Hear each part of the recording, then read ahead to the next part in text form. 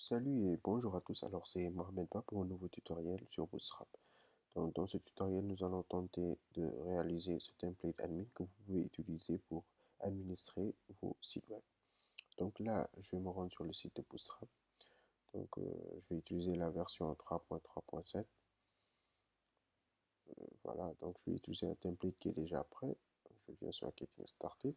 Voilà. Ici, maintenant, on a un template qui est déjà prêt. Voilà.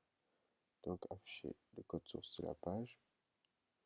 Donc, je vais copier tout simplement le code. Je vais me rendre au niveau de mes dossiers. Donc, je vais créer ici un nouveau projet.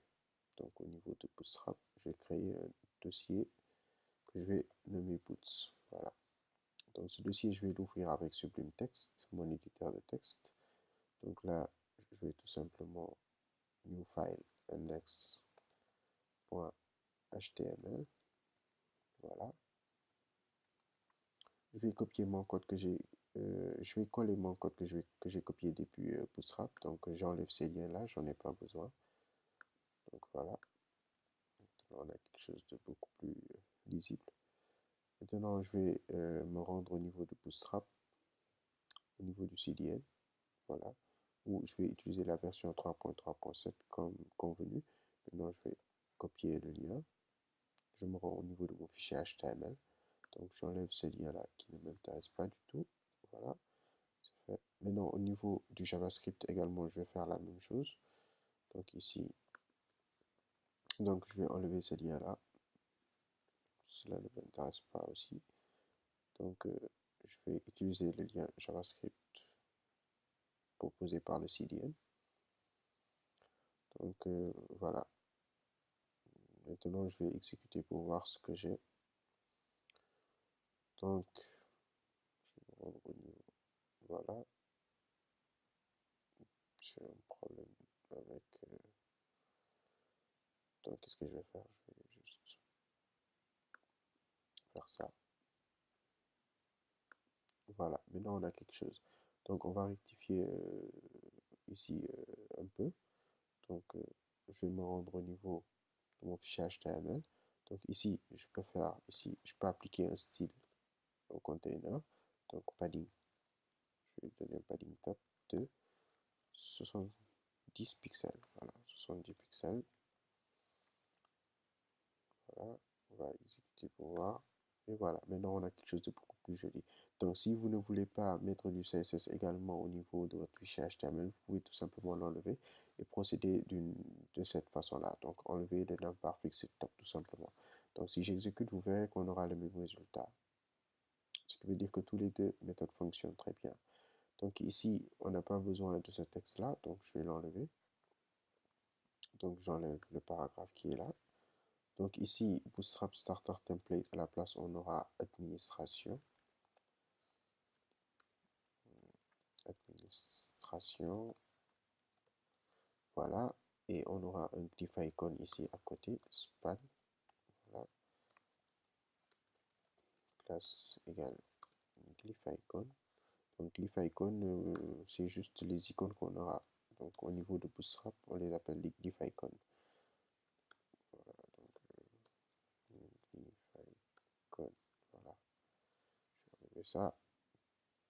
Voilà. Donc glyph icon coq pour représenter voilà, le réglage. Donc là, voilà. Donc je vais actualiser pour voir ce que j'ai maintenant au niveau de ma page. Voilà, je commence à avoir quelque chose. Par contre, j'ai écrit administration. Donc je vais rectifier ça. Je ne sais pas ce que ça signifie. Donc administration. Voilà, administration. Voilà. Administration. Qu'est-ce que j'ai avec administration? Administration. Voilà. Maintenant, comme vous le voyez ici on a utilisé un breadcrumb, donc nous allons également utiliser ce breadcrumb.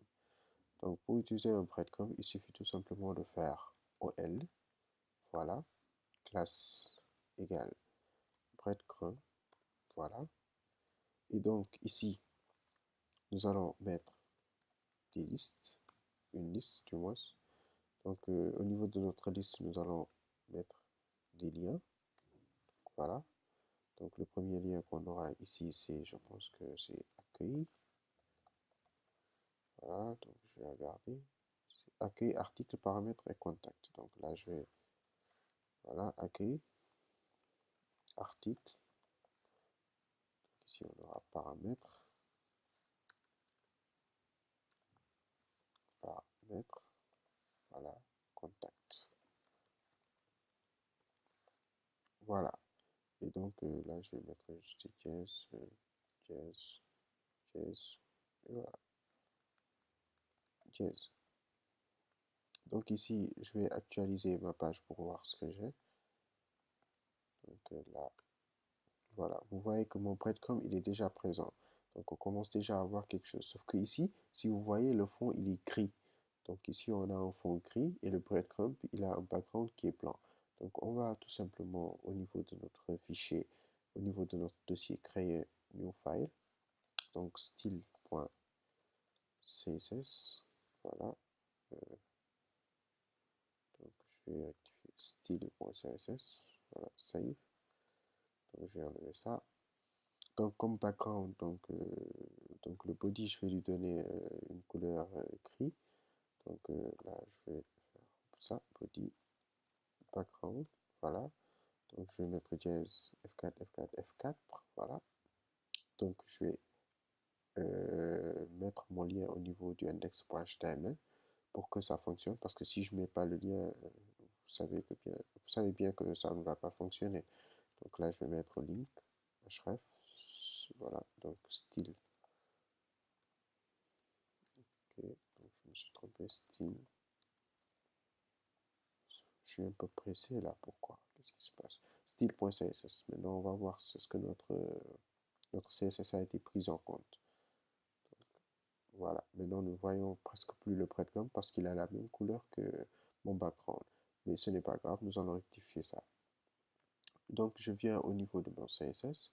Donc ici, ici nous voyons bien que le breadcrumb, voilà. Donc le breadcrumb, donc c'est une classe. Donc pour accéder à la classe au niveau de notre CSS, nous allons utiliser un point. Donc ici, nous allons faire un point breadcrumb. Voilà. On ouvre les accolades et on lui donne un background. Voilà, blanc. Donc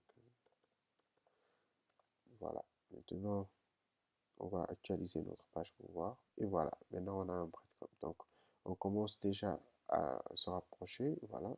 Donc de ce que nous devons avoir plus tard. Donc c'est tout pour cette vidéo. Donc dans la prochaine vidéo, nous allons voir comment afficher nos panels et tout ça. Donc je vous dis bye bye. Donc n'hésitez pas à vous abonner si la vidéo vous a plu. Merci.